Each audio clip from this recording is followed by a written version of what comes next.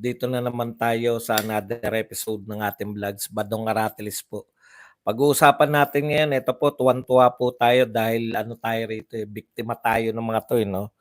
Yung mga fact checker po sa Facebook, inannounce na po ng kanilang may-ari ng Facebook at siya rin ang may-ari ng Meta at Instagram, ay tatanggalin na po nila ang mga fact checker sa Facebook.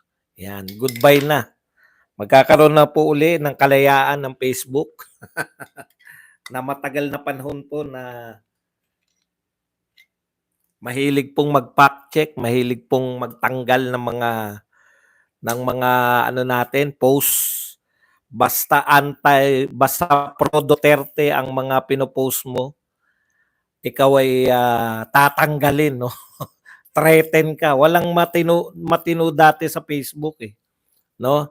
Ngayon po sa pagkapanalo ni Donald Trump, nagsisip-sip po itong president o may-ari ng Facebook. Kaya magkakaroon po ng malaking pagbabago. Yan po ang unang tatanggalin yung mga fact checker. Goodbye na sa inyo, Vera Piles. Magtrabaho kayo rin ng maayos, hindi yung mag-vlog na lang kayo uli. Ayan. Pag-usapan din po natin, ito po, no, ang dami na naman po na mga lumalabas dito po sa rally po ng INC. At sinasabi po na yung itatama lang po natin, no?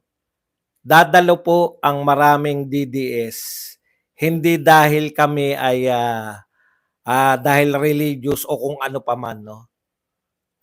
Napaka-unfair naman sa mga Duterte supporter yung naririnig namin. Alam nyo, nagpapaniwala kayo rito sa mga pro-BBM.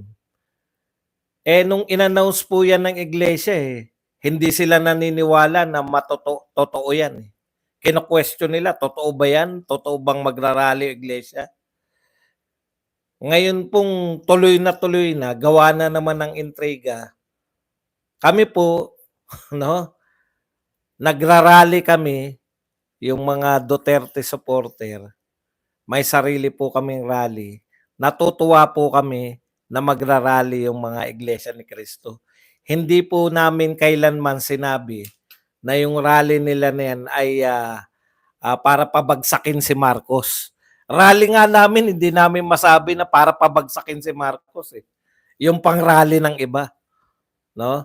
So, bakit kami sasama sa January 13? Kinakailangan ilinaw po natin yan, no? Yan po mga pag-uusapan natin. Pero bago yan, kung bago ka pa lang dito sa ating channel, mag-subscribe ka na. Dahil ito lang ang tayong channel na may kinikilingan, may pinapanigan, una sa balita, huli sa impormasyon, kaya ano pang iniintay nyo? Pindot na, okay? Pag-usapan natin, no?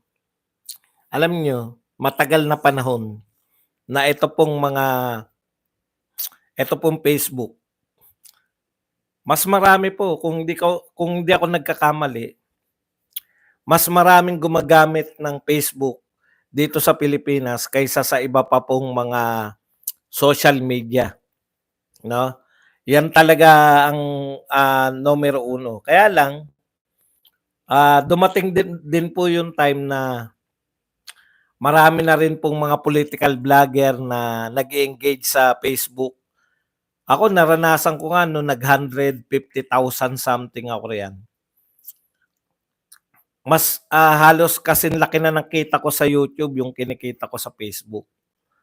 Pero buhat nung pumasok po tong mga fact checker na to, ayan mga, kung hindi ako nagkakamali, kasama riyan sila Maria Ressa at saka tong mga fact checker ng Vera Piles.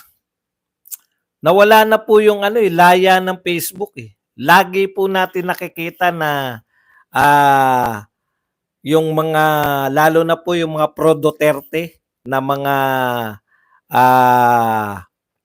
posts ay nasosuspend, di ba? Nasosuspend yung kayo, marami siguro sa inyo nakaranas yan. Kaya lang wala akong makitang mga comment. Ayun.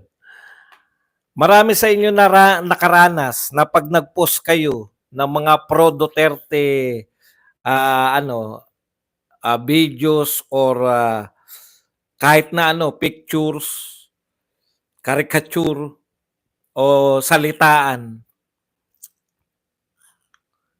na mapapansin nyo, inaano kayo 'no, naso-suspend kahit mga ilang araw dahil po 'yan sa mga fact checker, 'no? Nauna po, kaya po pinakamalaya sa buong mundo yung X, dating Twitter. Yung Twitter dati ganyan din, panay fact check din, eh.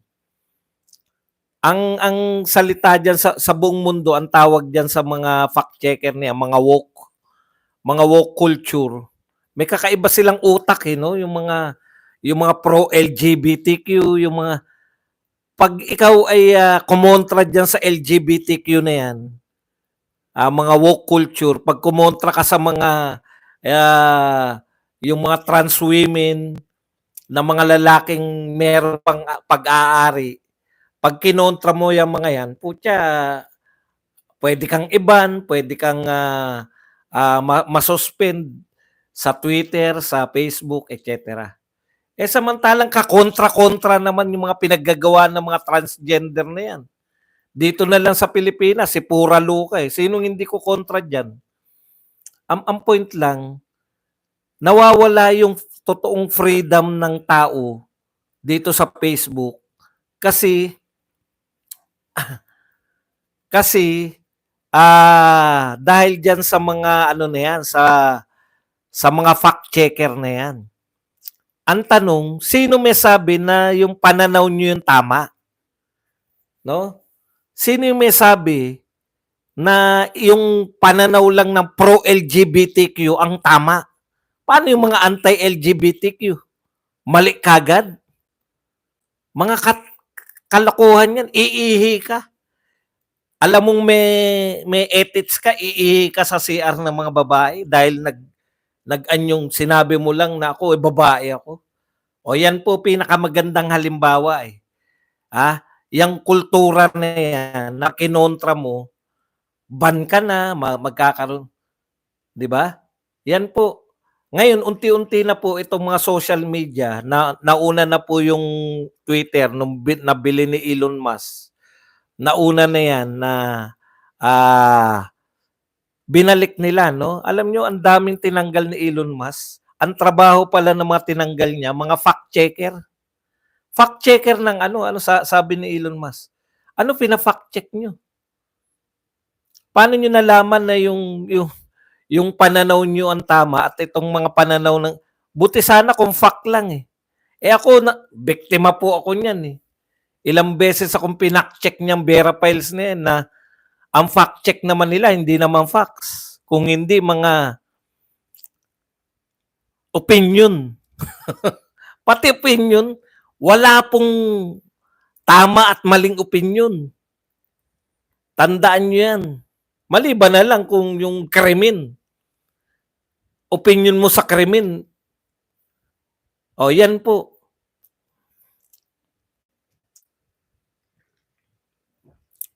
Correct. O yan, may nagpatotoo na. Dami kong post at share na nadidelete po sa FB. Dahil yan sa mga fact checker.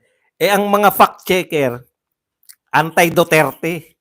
Dito sa Pilipinas, kasi buong mundo yan, eh. Kada bansa may fact checker si Facebook. Ngayon, revolutionary yung ginawa ni revolutionary yung ginawa ni Elon Musk sa X. Pinagtatanggal niya pinagtatanggal niya yung mga fact checker kaya ang daming 50% yata na workforce ng X tinanggal ni Elon Musk, eh. Hindi dahil sa wala silang ang ginagawa kasi nila fact checker sila. Sabi ni Elon Musk, kahit na ano pa yan, freedom of speech. Kaya si Elon Musk ang ang tagapamandila ng freedom of speech sa buong mundo, eh. Biruin mo inaaway siya ng mga bansa dahil yung X pwede kang mag-post ng kahit ano. Okay. Ano lang ang meron? May note lang sila, may note. Kunwari, mali yung sinabi mo dun sa video. Sinabi mo halimbawa, etong video na to, halimbawa ngayon, marami pa lumalabas na video ni BP Sara na nagagalit siya dahil tinanggal siya sa tinanggal siya bilang miyembro ng NSC. Actually, luma po yung video na yun. Yun po yung nagwawala si BP Sara kasi member siya ng NSC tapos hindi siya sinasama sa meeting. Yun po yun, hindi po yung ngayon. Kasi executive order yan eh.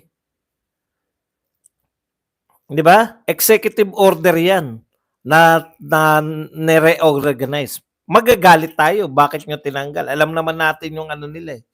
Pero si BP Sara, sa dami na ng tinamuna niyan, hindi pa po siya nagsasalita tungkol sa pagkakatanggal niya ngayon. Kaya yan, may video si BP Sara niyan nung last year dahil nagmi-meeting yung National Security Council, hindi siya sinasama.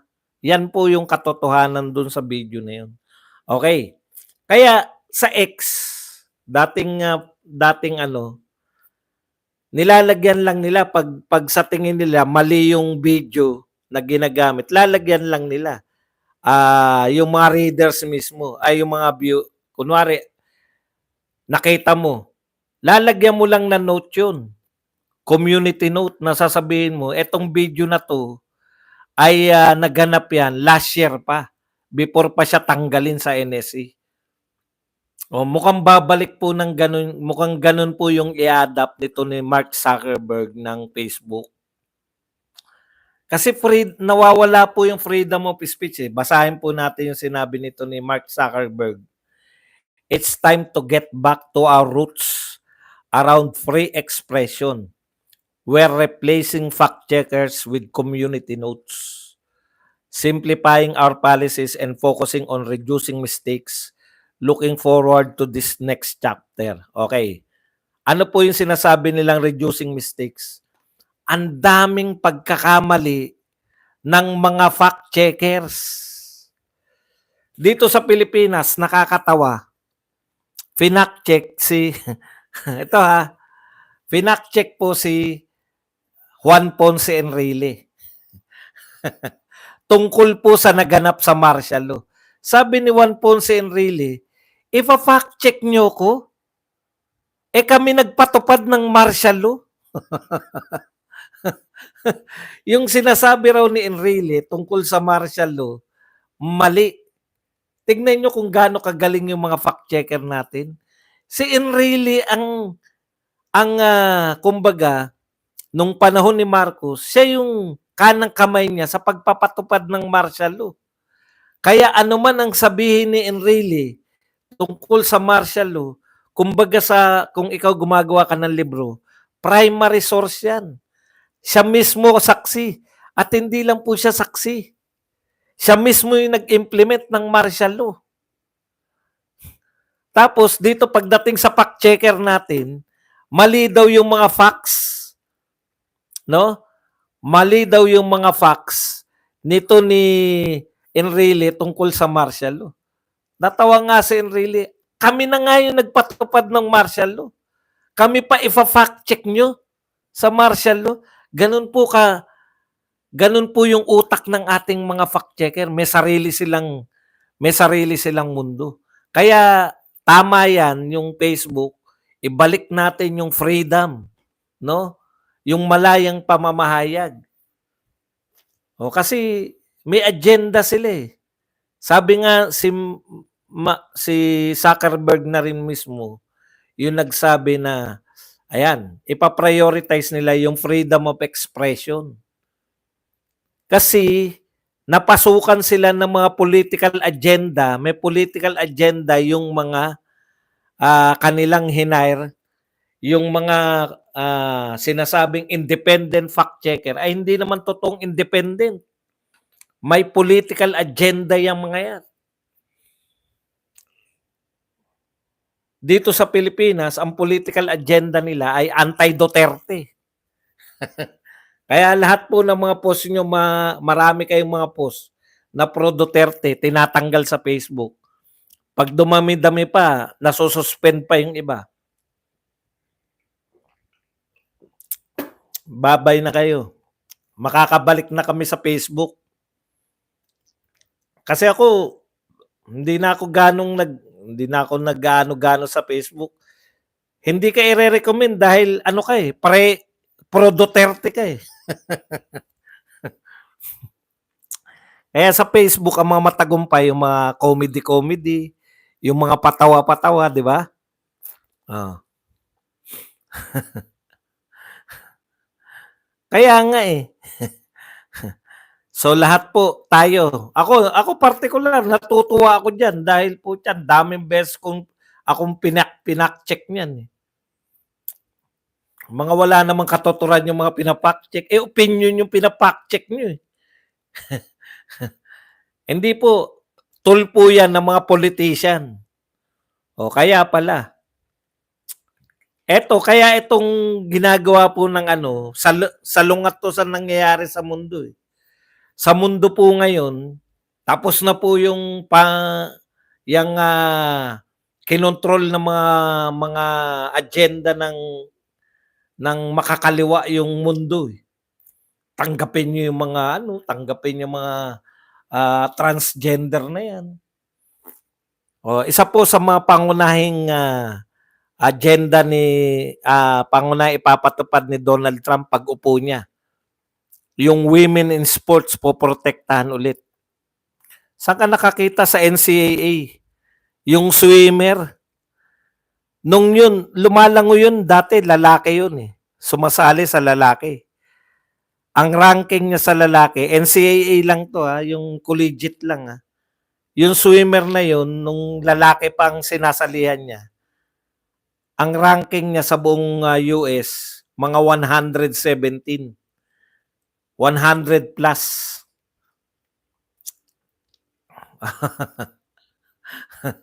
Ngayon, nung nagdeklara siya na siya ay babae, siya na yung champion ng women's swimming sa buong Amerika. Nakita niyo yung diferensya? Sabi ng mga women's swimmer doon po nagsimula yung battle Nakalimutan ko na yung na yan, kung sino yung swimmer na namuno dyan. Kino-question nila, biruin mo, may-ari daw, may-ari pa. Tapos alam niyo yung mga nagsha-shower kayo, mga atleta ganun di ba? Nakahubad lang sila lahat, atleta sila. Tapos yung lalaking swimmer na atleta, nakahubad lang din at naghuhumindig. Hinayupak na yan.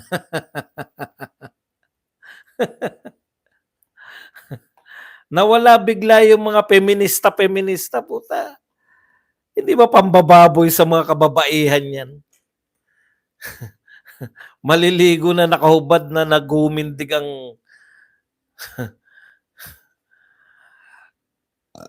Okay, yan po. Ngayon, maraming salamat, Zuckerberg. Mababalik na uli yung Facebook, no? Sa kalayaan. Yan. Takot na takot sila dyan Dahil alam nila na yung marami talaga mga Duterte. Kaya pigil sila ng pigil Eto, baliktad naman tong mga mambabatas natin. Ang direksyon ng mundo ngayon para sa kalayaan, mas malaya na pamamahayag. Kayo naman, ipapatawag ninyo yung mga vlogger dahil sa kung ano-anong Sige. Malapit nang umupo yung si Uncle Donald namin.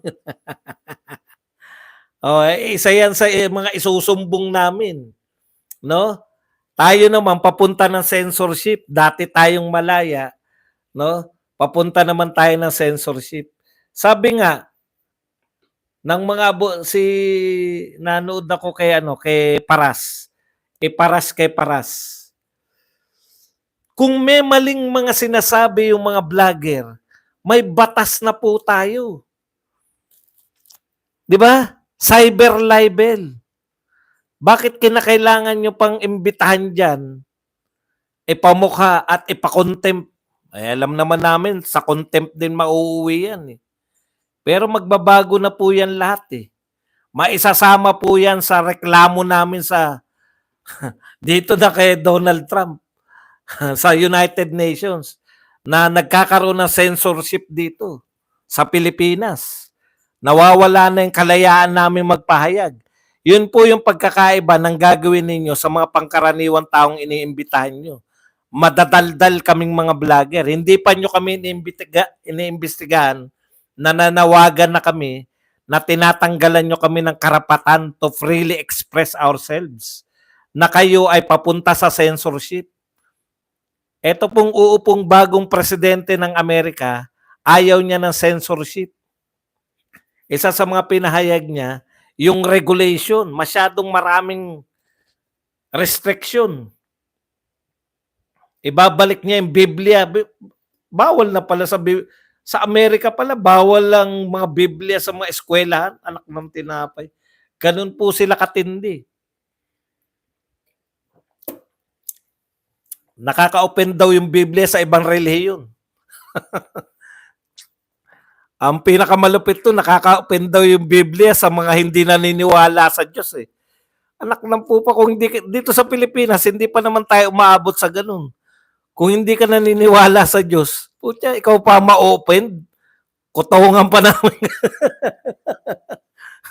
Kung hindi kayo naniniwala, huwag kayo maniwala, pero huwag kayo ma-open. Thank you very much kay Imelda Sanggalang na nagbigay sa atin ng 50. May pink tayo, $50. Kaya sige, ituloy nyo na ituloy yan. Nakakontra kayo sa agos ng mundo. Ang mundo, papunta po sa freedom of speech uli, pagtatanggal dito sa mga fact-checker, kayo naman, papunta kayo sa censorship. Hindi nyo masesensor yung mga vlogger. Para kaming kabuti. Kahit i-contempt nyo yung mga sikat na vlogger, may mga vlogger pa rin na hindi sikat, nasisikat. Dahil sa ginagawa nyo sa mga vlogger. Talon-talo kayo sa amin, eh. Kasi hindi kami titigil sa kadadaldal, eh. Yan po ang problema. Baliktad yung agos ng mga politiko natin. Yung buong mundo papunta na sa freedom of expression ulit. Tanggalin na tong mga nagpa-fact-check. Kayo, papunta pa rin kayo sa ano, sa may pa-censorship. Ang tagal na natin hindi nakakita ng pink, ah. Okay, punta na po tayo rito sa ano, sa Iglesia ni Cristo. Nakakatawa tong mga nagpo-post ng mga BBM, mga pro-BBM, na sinasabi ito, katulad nito. Ayan, malinaw, DDS, ha. Baka magngangawanan naman kayo ng rally at mga pictures, sabihin nyo, suportado kayo ng INC. Hindi daw okay. Mag-rally daw kayo ng ibang araw. Sinabi raw ng mga INC na bawal ang DDS doon. May na talaga umintindi itong mga to, eh. Alam nyo po, kami, mga Duterte, pati rito sa kulto ni Digong, hindi po naman kami nabigla kami sa pahayag ng INC. Kasi ano yan, eh, in-announce nila yan yung katatapos lang yung init nung ano, eh, nung binakura na nila EDSA, di ba? Yung EDSA shrine. Pero mainit, may time talaga na ika-4 na araw yata yun o ika-5 araw na todo na talaga, eh. Ang dami na talaga, may mga helicopter nang tumitingin dun, eh. Bakit ang dami-dami na, eh? Okay. Ang point diyan, no? Walang kaabog-abog, biglang nag-announce po to itong nung file sila ng mga impeachment complaint. Ito pong mga anti Sara Duterte congressman. Nag-file po ng 3 impeachment complaint, tapos nagsabi po si Pangulong Marcos na ayaw niya i-complain, pero tinutuloy pa rin po ngayon ng mga congressman. Biglang out of the blue, nagpahayag po tong mga Iglesia ni Cristo, no? na sinasabi na magrarally sila, naghanda sila ng rally kasi ayaw nila ng impeachment, gusto nila mapayapa, sinusuportahan nila si Pangulong Marcos sa ayaw nilang ma-impeach, magkaroon ng impeachment. Eh sino ba yung nakasalang lang sa impeachment? Isa lang naman eh. Si BP Sara lang naman eh. Okay. Yun po yung pinagmulan niyan, no? Ngayon, ang dami po nila sinabi, naapektuhan kasi si Marcoleta, na-impluensya niya yung mga iglesia. Ang dami sinasabi. Nasagot na rin po yan ni Congressman Marcoleta na in-address niya na rin yan. Ngayon, eto po, hindi po kami sasama sa Iglesia ni Cristo kung iba po yung kanilang pinaglalaban. At saka kung hindi po kami iniimbita. Paulit-ulit ako rito, di ba? Imbitado nyo ba kami? Pwede ba kami sumama? Kasi natuwa kami. Anti-impeachment sila eh.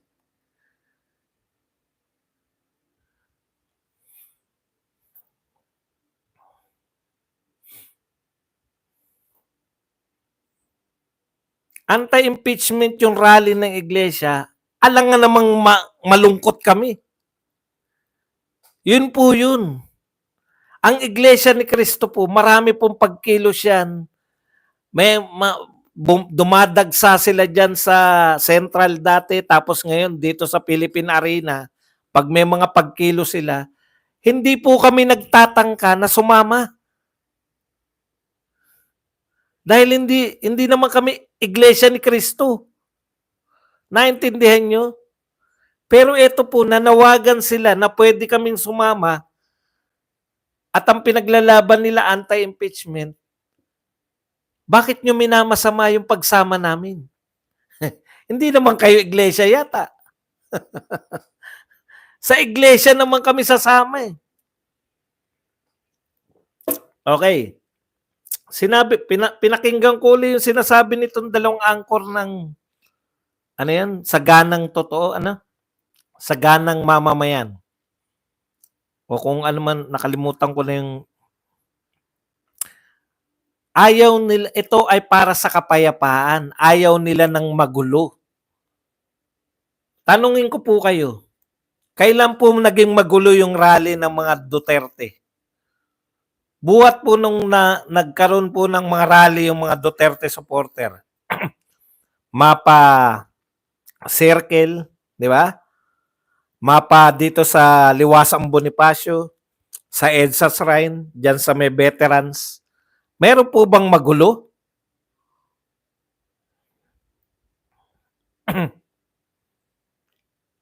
Yung mga magugulo pong rally, hindi po Duterte yun, yung nakikipagsapakan sa polis.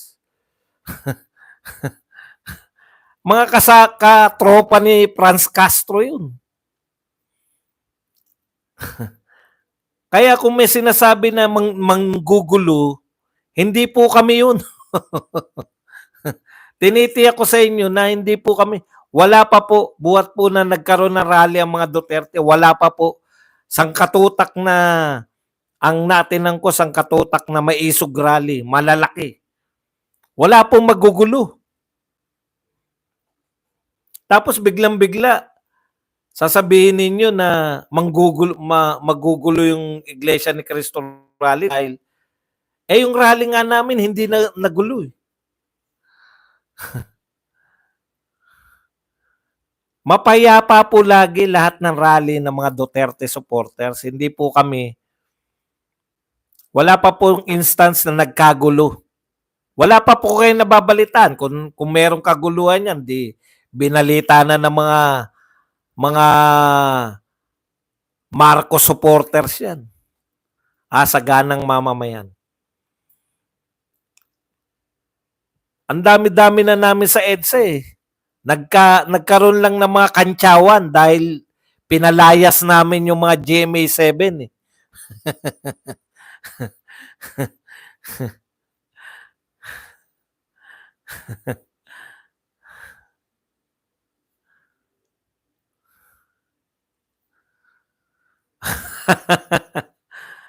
Boss Buds, ibig sabihin ba niya naniniwala ka na si Kibuloy ang Son of God? Ganito yan, no? Tignan nyo. Ito hindi nila maunawaan. Eh. Meron akong poster dito ni Kibuloy. Sinusuportahan ko po siya dahil siya po ay senador.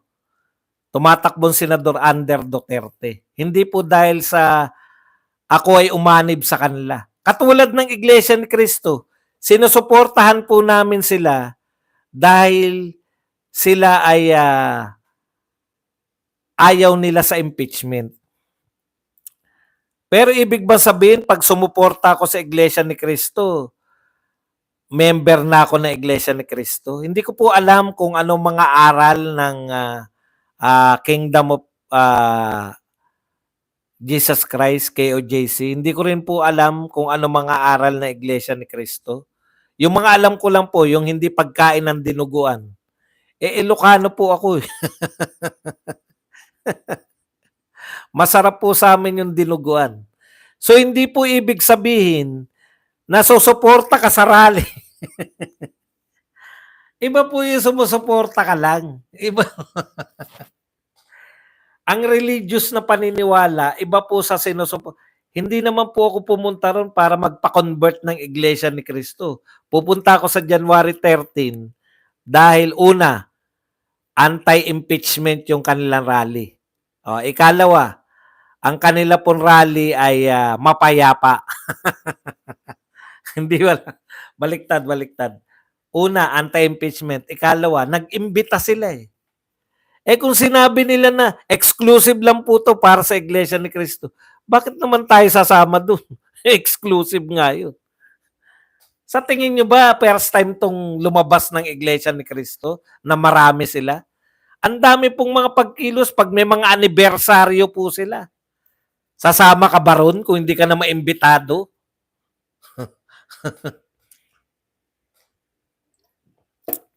Yan po ang halimbawa na sumama ka sa pinaglalaban nila pero hindi ka sasanib sa kanilang relihiyon.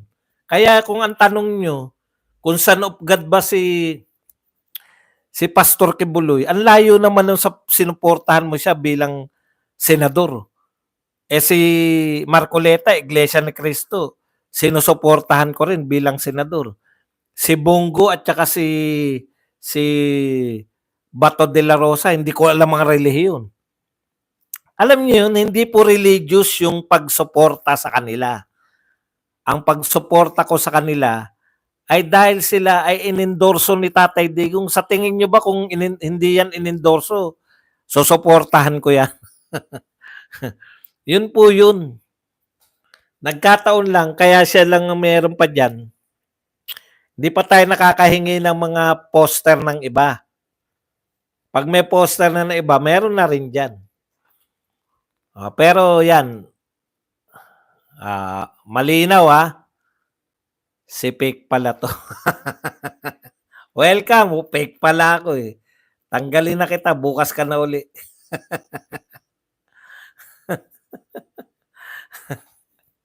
Alam niyo sa mga nagsasabing fake news ako, magsabi naman kayo kung bakit ako fake news.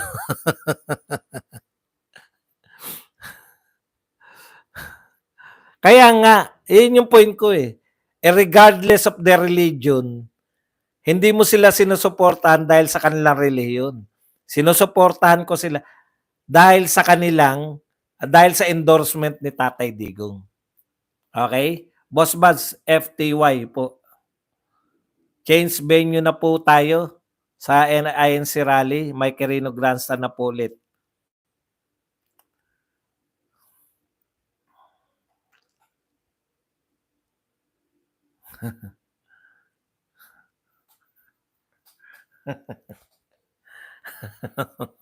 Wala po relihiyon na usapan po. Strictly politics ako. Paano ba bayaran ng mga trolls? Per comment ba o per vlogger? Tanong nyo po sa kanila.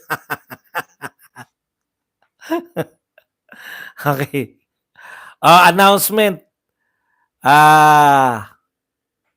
Ano ba announcement?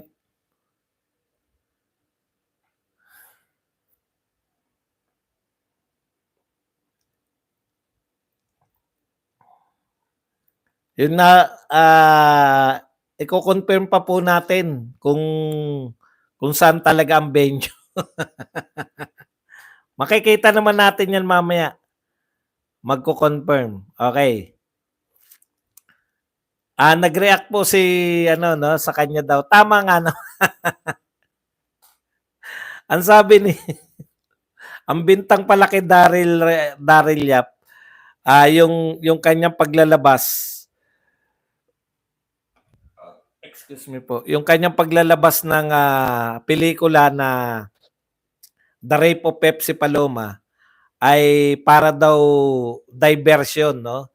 Na makalimutan natin yung galit kay BBM. Eh sabi niya, gusto niya nga mag-resign si BBM, bakit magiging diversion yung kanyang ano? Okay, last na po to, no? Ulit-ulitin natin. Hindi pala last. Uulit-ulitin natin. Ito po, yung sinasabi po ni Erwin Tulfo, sa kanya pong paliwanag kung na bakit siya nameke. Yung po kasi usapin, no? Naglabas yung US Embassy sa Maynila na nagsasabi na nire-revoke nila yung iyong passport dahil na-obtain mo yung US citizenship o yung passport dahil sa pamemeke, no? Fraudulent, because of illegal na nakakuha ka ng pasaporte sa pamamagitan na illegal na gawain. Yun po yun eh. Ano po yung illegal? Si Erich, naggumamit ka ng, hindi natin matukoy kung pseudonym ba yung ginamit niya, gumamit ba siya ng ibang pangalan, Erich Sylvester Tulfo, or gumamit siya ng may pangalan. Yun po yung usapin eh, no? Pero dahil inaaraw-araw siya ng mga vlogger lang po. Dahil wala naman kayong silbi ng mga mainstream media. Hindi nyo po kayang questionin si Tulfo. Yan po ang diferensya ng mainstream media sa mga vlogger. Vlogger lang po yung dinidikdik na magsabi ka ng totoo. Okay. Kindly explain your title episode. Ano ba title ko episode? Teka lang tapusin ko muna to. Pakitandaan nyo nga yan, may nagtanong ng kindly explain my title or episode. Pakitandaan nyo po, yan yung una kong sasagutin mamaya. Erwin Tulfo, kino-question namin kung nameke ka ba ng mga papeles para ka maging US citizen, hindi yung nag-TNT ka. Iba yung sinasagot mo eh. So dahil iba yung sinasagot mo at mukha kang nakakaawa sa sinasagot mo, napilitan ka lang, no? Kaya napilitan ka lang dahil kaya ka nag-TNT, pero hindi yan. Napilitan ka rin ba mameke ng papeles para maging US citizen? Yun yung tanong eh. O yan po ang ganyan po sasagot. Yan po ang asahan natin na uri na sagot na maririnig natin sa mga tulpo.